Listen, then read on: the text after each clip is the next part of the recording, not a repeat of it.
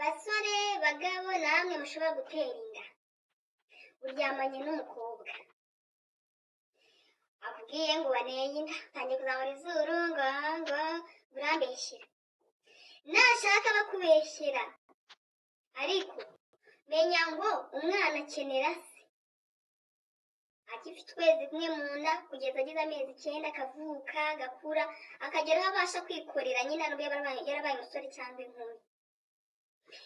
Niba ari umukobwa muryamaniye aho kabura ubwenge we musore nawe yabubuze mukaryamanira kamutera inda nubwo yaba nakubeshyera byemere kuko wari manukiye aho nese wigeze wambara umufuka wahe byemere ariko ubu rero uwo mwana ariko kandi ntibagiwe na sida mubwira sida uzakwica tangira ufate ibinini.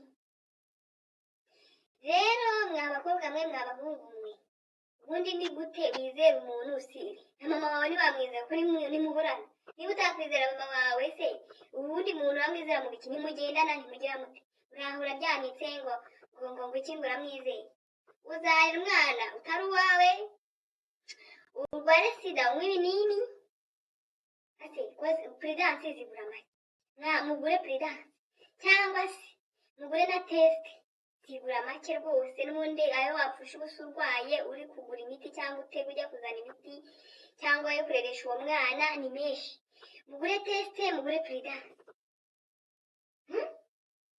Kuzi ko ibintu bibabaje